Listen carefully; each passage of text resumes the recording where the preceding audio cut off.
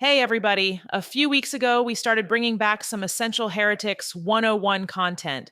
For today, we're discussing how HR professionals can move beyond traditional people operations to become true business leaders through practical, tactical strategies, featuring Jeff Diana, investor entrepreneur and former CPO of Calendly. We have our good friend Jeff Diana back on with us today for a short segment. Jeff, he's been around the block a few times, multiple times CPO, board member, advisor, etc. So how you doing, Jeff? Doing well. Good to catch up. Yep, same. So Nolan, Jeff and I went to the Elevate conference in LA a couple months ago. This was the one hosted by Noetic CPO HQ. It was great. So Jeff moderated a panel and it was all about this concept that we all know about HR people being business people first. Some of the people were like, I'm so tired of hearing this. Like, it's just been this thing for years. Has the puck really moved? And so it was a really good chat. And we thought in this segment, we could kick the ball around a little and share some highlights, some of the questions, and get your take as well. Nolan. That's my initial take when I hear that is like, oh my God, I've heard this discussion, but it actually hasn't translated into any specific action for the most part. So what did you guys talk about? What happened? And so that was it. People were like, ugh, it's like the old HRs at the table. Like, Jesus, what does that mean? And so it was all about not just saying this stuff and talking at 80,000 feet, but what do you do? What does that tactically mean, and unpacking what the hell that is so that people that were there could take away some things to do. So the first thing we kind of said is like, HR is business leaders first. That is the most, like, what the hell does that mean? So we talked about, what does that mean in your mind as far as like, break it down, Jeff, Nolan, and I can too, on what exactly that means, because it's been thrown around so many times. I asked 10 people, I get 7 different answers. Yeah, but I try to your point, it's kind of funny because this conversation has been going on for a while. And there was frustration that we're still having it, yet I think at the same time, there was still an acknowledgement that we're not there yet, right? So we can be frustrated by it, but what the heck do we do about it? When I think about being that business leader first mentality, I like to think about it in sort of do's and don'ts. And the corollary I give is we always talk about our values at a company. And you're like, well, what does it look like? And sometimes people are good by seeing the what you do. And sometimes they're like the absolutely don't do's, right? Or is equally valuable. So to me, when you start a conversation, when you dissect an issue, where do you start from? Do you start from classic HR-oriented activities like what programs do we offer? Will our people like it? Will they be happy with it? Like we're in our own track of thinking. A business leader, first HR person, starts by understanding what is the financial variables? What's our trend within it? How is that tracking to where the business would like to be? How does it look relative to competitors or the market? So it's all about those financial measures, those external variables, those trends in our company performance. Nowhere in there is how will it impact our people? Will our people be happy with it? How do we sell it to our people? It's all about that business orientation, market and customer landscape. So starting with those measures, I think is the number one way that I see people talk about it. And when I talk about it and people tell me you don't seem like an HR person at all, part of me gets very frustrated at that comment. I know there's a compliment in it. And when you ask them to unpack it, they say, 1, you conduct the numbers as well as a functional leader. And 2, you never give me any of that HR speak or HR jargon. And so on the don't list, to me, that's important. I never start with, we ought to do this. It's the right thing to do kind of concept. Now, I have that lens guiding me, not only a personal moral compass, but a cultural compass for the company. But it's not my plan of attack in how I speak or how I try and influence on a decision. And so those kind of 2 elements to me are probably the best examples I can give. One litmus test that I often, when I was in the seat, I used to say is like, in the last 2 weeks, who on the C-suite team have I had like a very, very intense conversation about our business and our direction? Like no HR, no nothing, but who have I gone toe-to-toe with? Not necessarily toe-to-toe, but who have I chatted with about what we're doing, where we're going, et cetera? That was a big litmus test for me, because I think that starts to change, the perception of us only talking about the HR stuff. And there's 2 things that I'll add that I really didn't think about enough early in my career that I think are pretty actually powerful. And one is not just, do you know your business, the one that you sit in, but do you understand the market landscape, the competitive nature? Can you talk about what you're doing in relation to what's going on outside? Because that's where I've seen, and I've actually myself gotten kind of stumped or brick walled, where the conversation quickly went to competitive nature and whatnot. And I couldn't really talk to that. And that is a speed bump. The second one, and this is kind of interesting because it might be controversial, is I don't think you can be a great influencer and a business leader in founder-led companies unless you understand how the founder is actually irrational, maybe irrational about their business, about their product, about their baby, because that matters, right? Like you can come with all the data and all the stuff, but I mean, Nolan's a CEO. And if it's something that he feels so visceral about and so emotional about, you have to talk about that a little bit differently, and you're not going to get very far. And so I just want to put it out there that understanding and somewhat empathizing with this founder emotion is a big part of leading the business. Yeah, and I think, look, to your point around influencing, why do you do that? Why do you get out there and talk to the customer and do CS? It's like, so you understand literally how the work unfolds in the business. You can talk intelligently about it. Why do you have to understand the business economics to do the same thing? Because when you're in that room with other leaders, they're talking about the overall impact of the company on its financials, on its shareholders, on its customers. So if we don't have that level of knowledge, we can't contribute. One thing you said, Kelly, to me is like knowing the numbers. Like when I think about this and I talk to folks in HR that are like, I want to be more business oriented, I'll usually ask them, and I'm thinking of layers of the cake around the metrics, right? Usually simple question, like, do you know your operating plan and the goals? Sure. Know that. Now, they may not know how that work unfolds, to Nolan's point of like being in the track doing it. I may ask them like, well, do you understand our financials? Usually I get a little bit more wobble. I might be able to tell you the ARR growth number, but can they really go through and dissect the financials? Then I ask them like, within those two things, do you really understand the functional metrics of our business? Like what is CS measuring? What do they care about? What is engineering driving? What is the marketing team looking at? Do you even know the top metrics, let alone the trends on them? And that's all still insular. Then you go to the outside of like, what about our competitors? Do you know their health? Do you know their performance?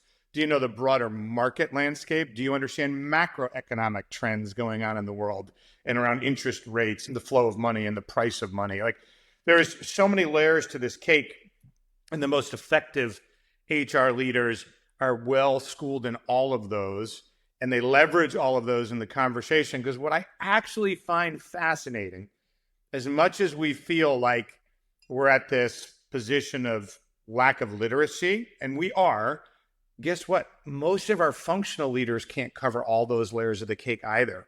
So if you can, and you can have some knowledge as broad as macroeconomics to markets, to competitors, to us, and you have some insight across that and you bring that into the conversation, now you're not only adding real value to the business, but you have legitimacy to your voice in a way you've never had before.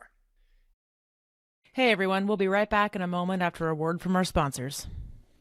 Your workforce is your organization's greatest strength and often its largest single expense. But without the right tools, understanding where your workforce spend is going or how it impacts your bottom line can be a challenge. That's where Planful comes in. With Planful, HR and finance teams get the clarity they need to make smarter workforce decisions, gain real-time visibility into workforce fluctuations, forecast with confidence, and adjust talent acquisition plans collaboratively based on costs today and into the future. No more guesswork, just data-driven insights to help you plan with accuracy. And the best part, Planful is fast and easy to implement, so you can be up and running in weeks, not months, with minimal IT support. Plus, as your company grows, Planful grows with you, providing endless runway for strategic workforce planning at any scale. Ready to take your workforce planning to the next level? Join over 1,500 organizations already using Planful. Visit planful.com/heretics to learn more.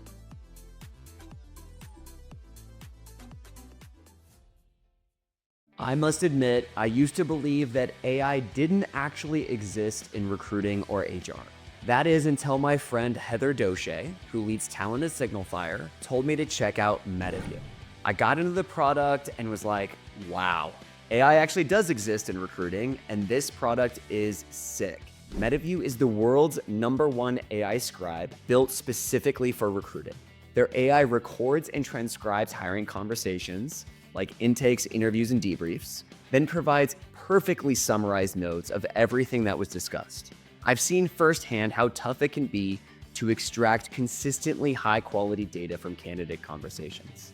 I've been in debriefs where interviewers told us about their feelings instead of what actually happened in the interview. And I've seen VPs and CEOs block hires because they didn't learn anything from skeleton scorecards.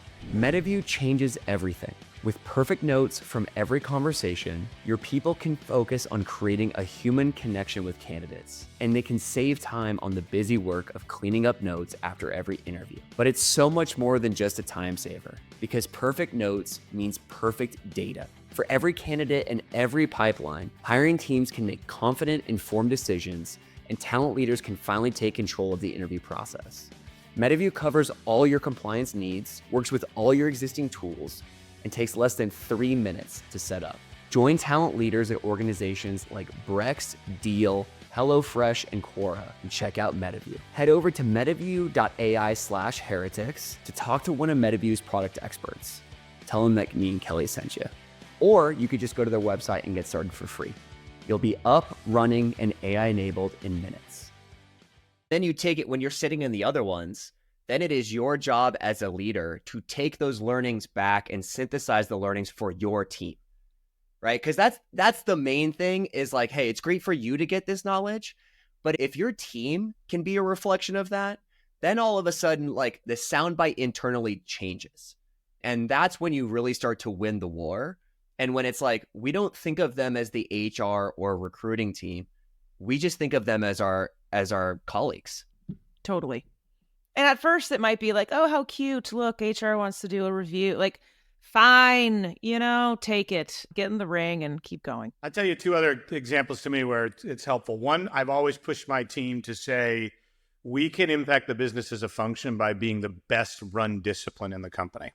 And you think about what we want to advise the company on. It's their spend, their efficiency, how well they operate, how well they execute, their org design, all these types of things. And so I try to rally my team on and pride myself on wanting to be recognized as the best run function in the company, because there is respect from functional and business leaders of like, they know how to run an amazing ship. That's everything from how we define and execute on work, how well we can measure what we do. All of those types of activities are operating rhythm of how we meet, how efficient it is, because we all know at the company level, there's inefficiency in there.